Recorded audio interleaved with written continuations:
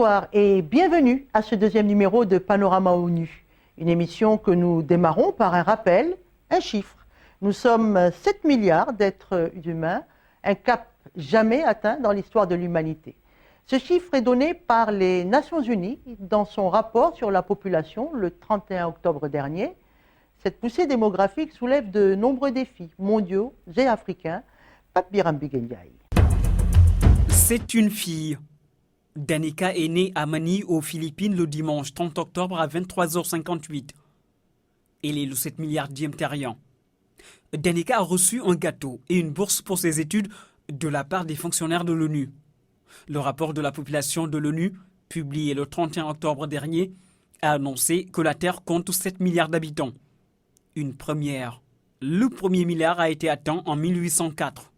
À partir de la deuxième moitié du XXe siècle, l'humanité a connu une progression extrêmement rapide. 5 milliards en 1987, 6 milliards en 1999 avant 2011 et c'est 7 milliards de personnes. Mais 2011 marque la fin d'une accélération. Ce n'est qu'à la fin de ce siècle que nous atteindrons les 10 milliards.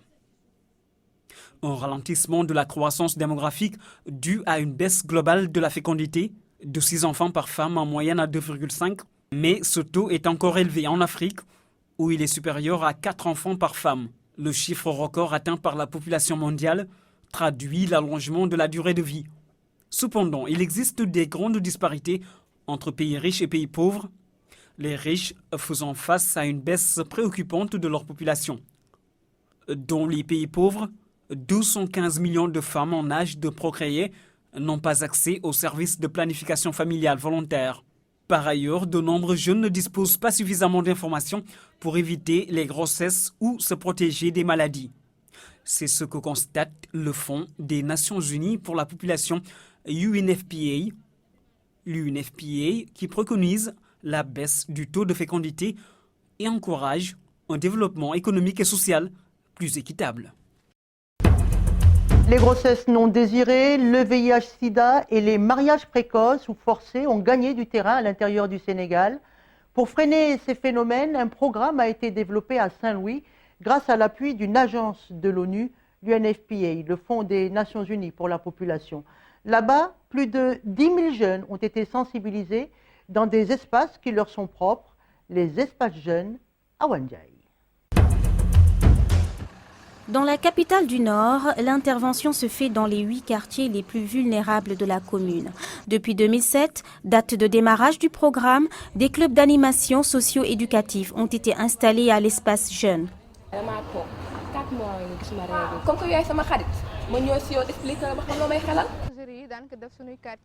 Nous faisons les causeries dans nos quartiers. Au début, c'était difficile parce que les populations n'y voyaient aucun intérêt.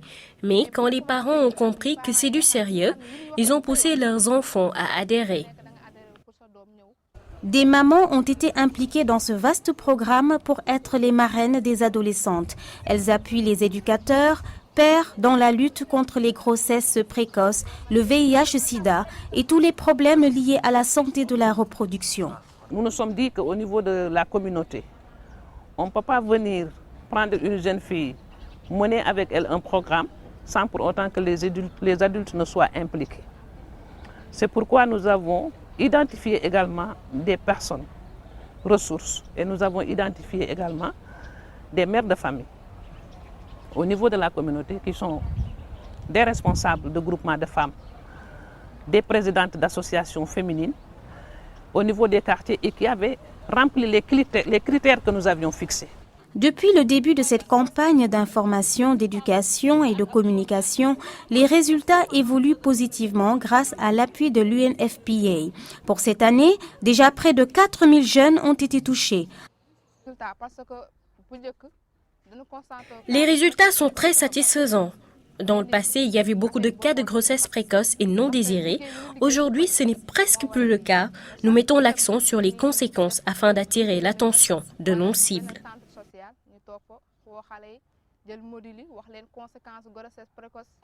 Il y a des efforts à fournir pour préserver ce dynamisme d'ici à 2015, conformément aux objectifs du millénaire pour le développement. C'est pourquoi tous ces éducateurs et éducatrices s'engagent à protéger leurs pairs.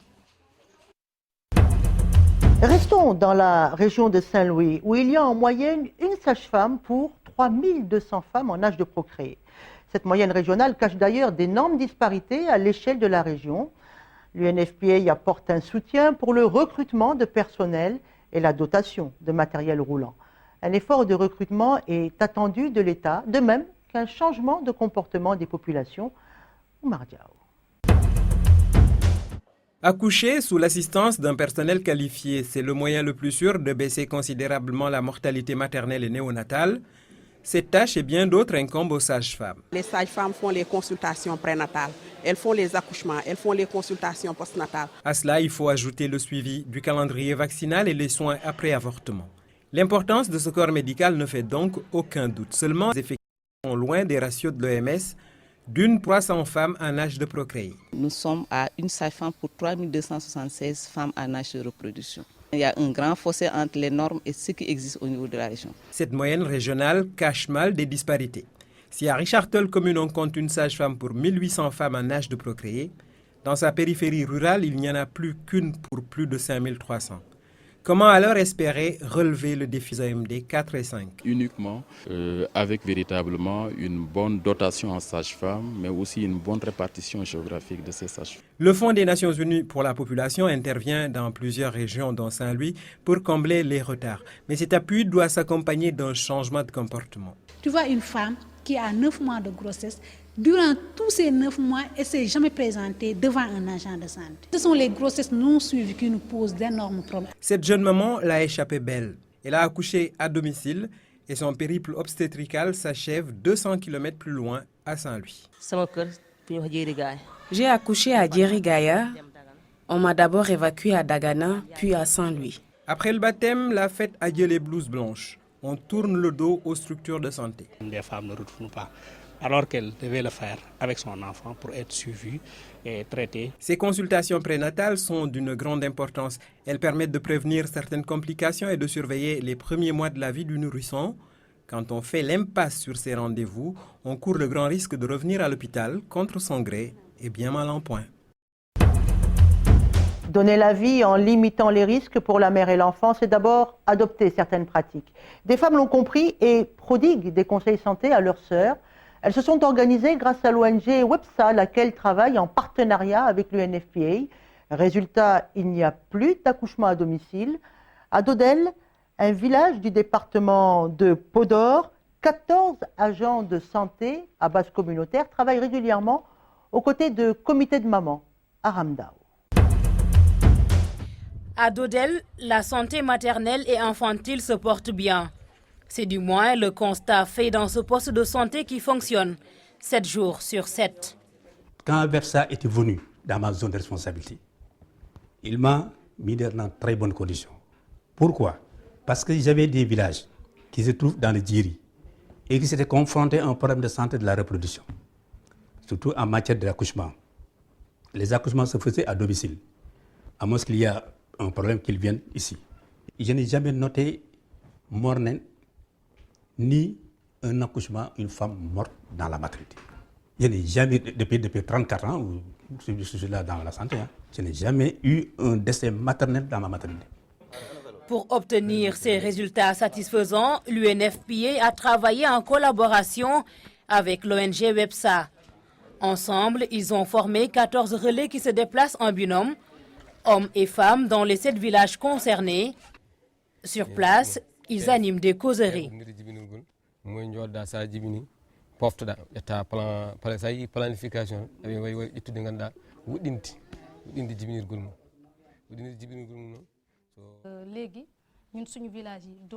Il n'y a plus d'accouchement à domicile dans nos villages. Nous avons recensé toutes les femmes en état de grossesse et nous les assistons régulièrement jusqu'à l'accouchement. Ici, inutile de le répéter, les femmes qui sont dans cette situation ont compris que le poste de santé est le lieu le plus sûr. Avant, il y avait les agents de service à base communautaire qui faisaient les causeries et les visites à domicile. Cela a été jugé insuffisant. Finalement, des comités mamans ont été mis en place pour aider les relais à mieux faire le travail. Nous contribuons à faire des références dans ces structures sanitaires. La réussite doit être totale, estiment ces femmes qui ont décidé de ne ménager aucun effort pour y parvenir.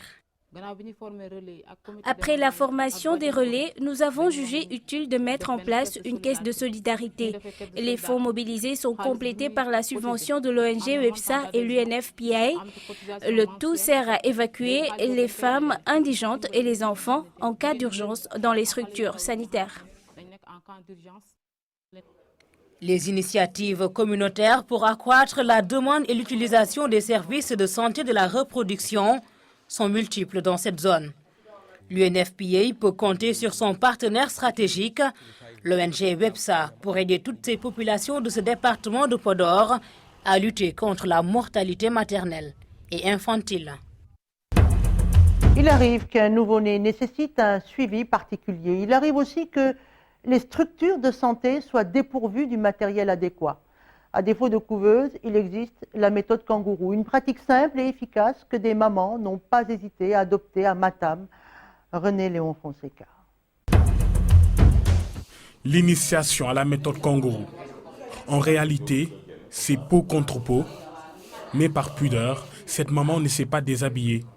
Ce n'est qu'un exemple et les sages-femmes qui s'en occupent ont été bien formées. La méthode kangourou, elle est utilisée dans le but de maintenir la température de l'enfant pour mieux l'aider à adapter à la vie extra-utérine. Et le plus souvent, on le fait avec les faibles poids de naissance, tels que les prématurés et même ceux qui sont nés à terme, mais sans pour autant qu'il y ait un poids vraiment acceptable, c'est-à-dire un poids inférieur à 2500 grammes. Après la naissance, l'enfant a besoin de chaleur.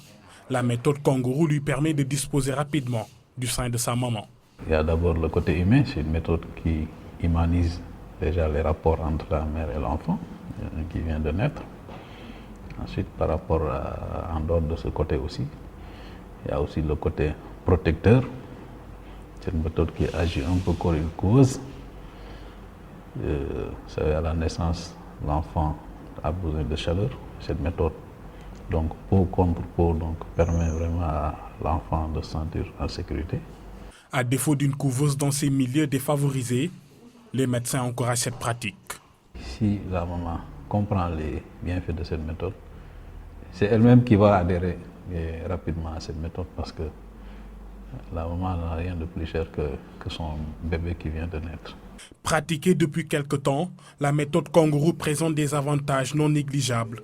L'UNICEF a largement contribué à l'obtention de ces résultats satisfaisants concernant la prise en charge de la santé néonatale.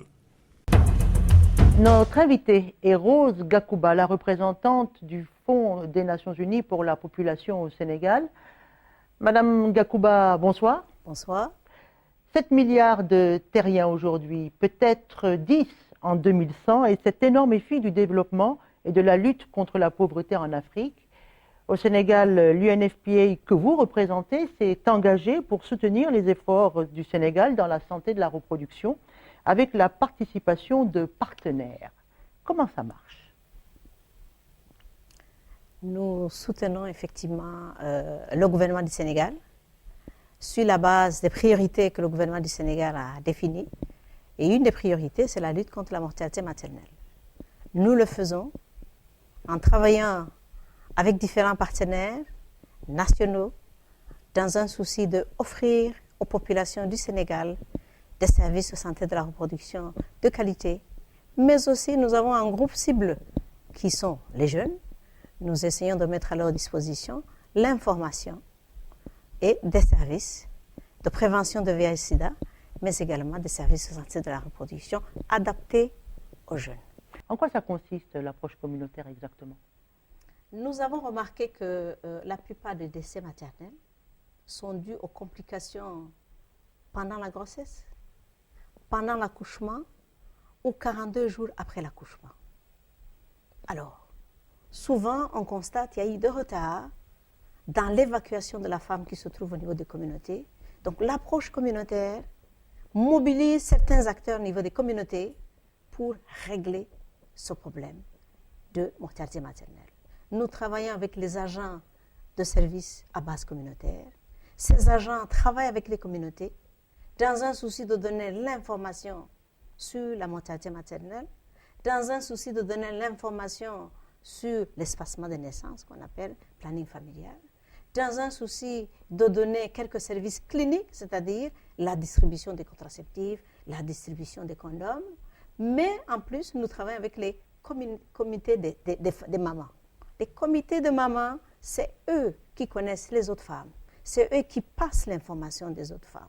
Et nous les formons pour qu'ils puissent informer les autres femmes de l'importance d'accoucher dans les centres de santé avec du personnel qualifié.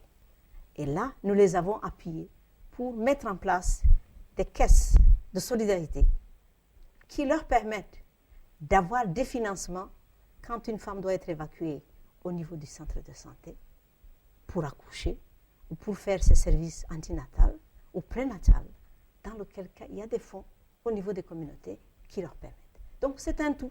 Nous avons également un network des religieux qui sont, ou des leaders religieux qui essaient d'appuyer les femmes à ce qu'ils puissent espacer les naissances. C'est un dispositif qui semble extrêmement important dans votre logistique afin d'atteindre le développement économique et social tel que vous le préconisez. Il est essentiel, et c'est là l'encadrement des ONG qui viennent également, pour superviser un peu ces activités, pour voir si ça se fait suivant les normes. Et là, on leur donne des moyens de déplacement pour qu'ils puissent faire leur travail. Madame Gakouba, toujours dans ce registre du partenariat, donc il y a aussi le partenaire, le bailleur de fonds. Alors le bailleur de fonds, comment là aussi s'établissent du moins les mécanismes qui régissent vos relations avec les partenaires qui souvent achètent du matériel? Alors, le partenaire, c'est un partenaire incontournable, c'est un donateur d'abord, parce que... Vous le sensibilisez, comment est-ce que vous procédez? Nous, au niveau central, d'abord en tant que UNFPA, nos ressources proviennent des contributions volontaires qui sont données par les partenaires, ce qu'on appelle les donateurs. Au niveau du pays, nous nous mettons en contact avec eux, nous les intéressons aux projets que nous avons. Par exemple, dans l'axe nord, c'est la coopération luxembourgeoise. Ils sont intéressés au travail que nous faisons, ils nous donnent des fonds, ils nous confient des fonds et nous signons des accords avec eux et nous leur rendons compte sur une base régulière, sur les activités que nous menons, sur les résultats et sur l'utilisation des ressources. Alors, des efforts ont été entrepris, vous avez récolté des succès, c'est le cas à Ranérou avec un bloc opératoire, nous le verrons tout à l'heure dans le reportage de Louis-Philippe Sagna. Pour les sages-femmes également, les sages-femmes ont été formées, elles ont bénéficié d'un appui dans le renforcement des capacités notamment. Mais une grande question demeure, de quoi demain sera fait? Demain, si le programme devait s'arrêter. Nous avons un programme de 5 ans, effectivement, qui s'achève en décembre 2011. Mais la bonne nouvelle, c'est que nous allons poursuivre notre appui à l'axe nord et les zones où nous sommes, dans le cadre du nouveau programme qui commence en 2012 et qui s'achève en 2016. Donc, les sages-femmes, à mon avis, ne devraient pas s'inquiéter. Ils continueront à recevoir l'appui du PNUD, du FNIAP, surtout en termes de formation que nous leur donnons et surtout l'amélioration des conditions de travail du personnel de santé, puisque nous appuyons également le relèvement du plateau technique des structures de santé. Revenons au thème qui a guidé finalement la construction de l'émission de ce soir. 7 milliards de terriens, Madame Gakouba. C'est un défi énorme pour le monde, pour l'Afrique. Comment est-ce que l'UNFPA compte réagir face à ces énormes défis? Il est vrai qu'on ne peut pas agir seul. Je pense ensemble, on peut le faire. Ensemble avec le gouvernement, ensemble avec les partenaires que vous venez de mentionner, pour une action unie, pour nous, les Nations Unies, pour nous, UNFPA, nous sommes intéressés à vaincre les plus grands fléaux de ce monde et du Sénégal, qui sont la mortalité maternelle, la mortalité infantile, la pauvreté, le sida. Donc, nous pensons nous mobiliser ensemble.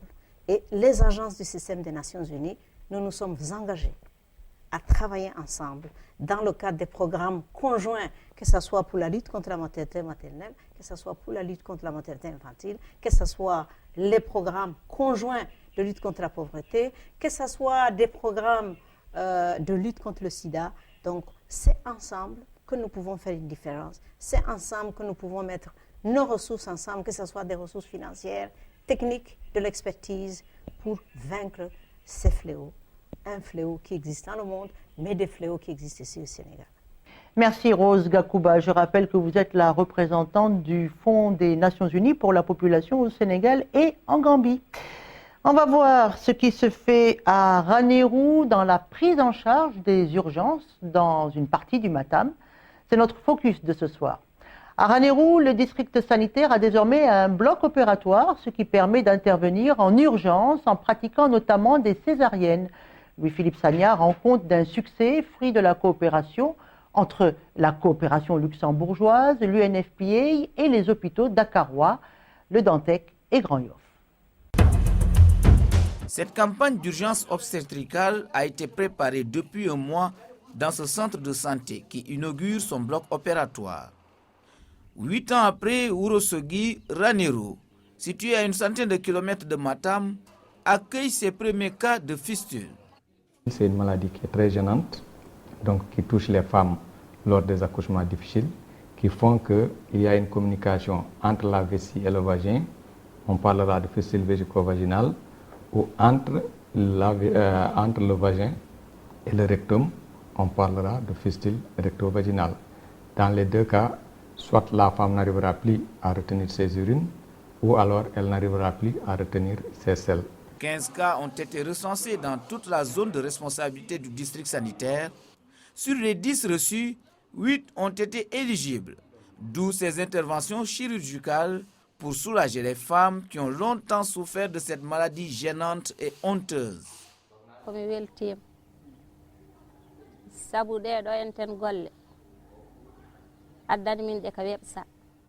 Nous remercions l'ONG WEPSA pour le travail de sensibilisation et l'identification des cas. Nous remercions aussi le Dr Rao et l'ensemble de l'équipe médicale. Mention spéciale aux relais qui ont été formés pour ce travail.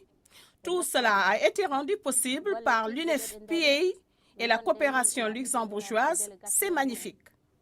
Simple, moyenne et large, ce sont les 3 types de fistules. L'opération dure selon le degré de la complication, mais peu importe, l'essentiel pour les bénéficiaires est de guérir vite et bien.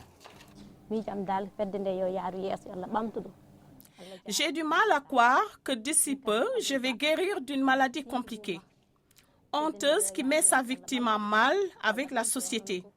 Je ne saurais assez remercier tous ceux qui ont contribué à cette action humanitaire. Comité de maman, agent de santé à base communautaire, c'est tout un dispositif qui a été mis en place par l'UNFPA et son partenaire stratégique, l'ONG WEPSA. Après les réparations, il est prévu de les accompagner par des activités génératives de revenus pour faire en sorte qu'elles soient véritablement des personnes citoyennes qui participent au développement de leur localité. Donc c'est là un motif de satisfaction auquel nous sommes parvenus grâce à l'appui de l'UNFPA. La relance des activités des soins obstétricaux d'urgence est aussi une préoccupation à Richard Toll, dans la région de Saint-Louis. Ici, le centre de santé qui dessert une population de plus de 145 000 habitants est érigé en hôpital. Pour mieux faire face aux urgences, l'UNFPA et la coopération luxembourgeoise ont offert cette ambulance. Il y a aussi d'autres équipements complémentaires et la mise à disposition de gynécologues. Depuis avril 2006, le 26 avril, on est ici. On a eu à superviser 1100 accouchements. Donc c'est énorme, 1100 accouchements, on est au mois d'octobre, 1100 accouchements. Parmi ces 1100 accouchements, on a eu à réaliser 120 césariennes. En tout cas, les mamans trouvées dans les salles ne se plaignent pas. Après une césarienne, cette femme, par exemple, ne cesse de remercier ses sauveurs. Tout s'est vraiment bien passé. Je ne cesse de remercier le médecin et de rendre grâce à Dieu. L'année dernière, mon bébé est décédé. Par souci de subir le même sort cette fois-ci, ma mère n'a pas voulu d'une autre césarienne. Elle souhaitait que je patiente pour accoucher normalement, mais je n'en pouvais plus.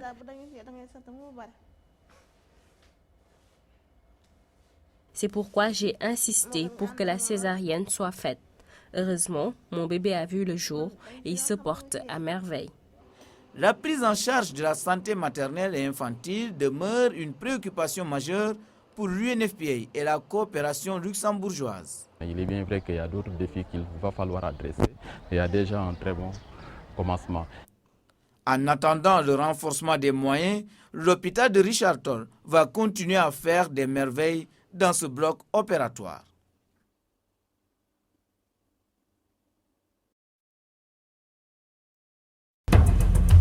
Dans le précédent numéro, nous vous avions présenté le plan cadre des Nations Unies au Sénégal pour l'assistance au développement. Un plan récemment signé et qui a fait l'objet d'un atelier national de partage ouvert hier. L'UNDAF est un résumé de la contribution attendue du système des Nations Unies à la mise en œuvre de la politique économique et sociale du Sénégal, des PES. Des axes stratégiques vont être mis en œuvre autour du développement économique et l'atteinte des objectifs du millénaire. Pour la période 2012-2016, les ressources de l'UNDAF sont estimées à 117 milliards de francs. L'AIEA, Agence internationale de l'énergie atomique, est un démembrement de l'ONU. Sa mission, encourager l'utilisation du nucléaire à des fins pacifiques. En ce mois de novembre, un rapport de l'AIEA sur le nucléaire iranien a placé l'agence à la une de l'actualité mondiale. Et puis, les 17 et 18 novembre dernier, le Conseil des gouverneurs de l'AIEA a voté une résolution contre l'Iran. René Léon Fonseca. Une résolution adoptée par 32 voix contre 2, une abstention. Cette résolution sans fixer d'échéance à l'Iran a été prise pour clarifier les points soulevés par le dernier rapport de l'AIEA, l'Iran étant soupçonné d'avoir envisagé la mise au point de l'arme atomique. Nos informations nous indiquent que l'Iran a continué ses activités visant à développer ses dispositifs nucléaires. Maintenant que cette information est en ma possession, je me dois d'alerter la communauté internationale. C'est mon devoir en tant que directeur général. Je crois qu'il est dans l'intérêt de l'Iran de s'expliquer sur ces problématiques. Selon un rapport de l'AIEA rendu public début novembre, Téhéran semble avoir travaillé à la conception d'une bombe nucléaire et mène peut-être encore des recherches de cette nature. De son côté, l'Iran dément mener des recherches clandestines pour fabriquer une arme atomique. Cela fait presque 10 ans que ce dossier est au programme des réunions de l'AIEA. Ils n'ont jamais trouvé une once d'uranium prête à être utilisée à des fins d'activité nucléaire et ils vont répéter la même histoire que pour le cas irakien, c'est-à-dire des accusations concernant des éventuelles armes de destruction massive, ce qui n'a jamais été prouvé. L'Iran se dit déterminé à poursuivre son programme à des fins pacifiques. De son côté, l'AIEA avait proposé l'envoi d'une équipe de haut niveau dans ce pays pour clarifier tous les points litigieux listés dans le rapport. L'agenda ou les événements à venir, la conférence de Durban sur les changements climatiques, elle s'ouvre demain en Afrique du Sud pour s'achever le 9 décembre. Le secrétaire général de l'ONU s'attend à ce que les gouvernements se mettent d'accord sur une continuation du protocole de Kyoto, ce qui, selon Ban Ki-moon, pourra déboucher sur un accord climatique global. La campagne d'activisme du secrétaire général de l'ONU contre les violences faites aux femmes, elle a commencé hier et dure 16 jours. Dakar, qui accueille la conférence sur la planification familiale du 29 novembre au 2 décembre. Et enfin, Bamako, où se déroule du 2 au 5 décembre une conférence sur les droits de l'homme, la justice et l'impunité. Panorama ONU, c'est fini pour ce soir. Prochain rendez-vous dans un mois. D'ici là, passez d'excellents moments. Au revoir.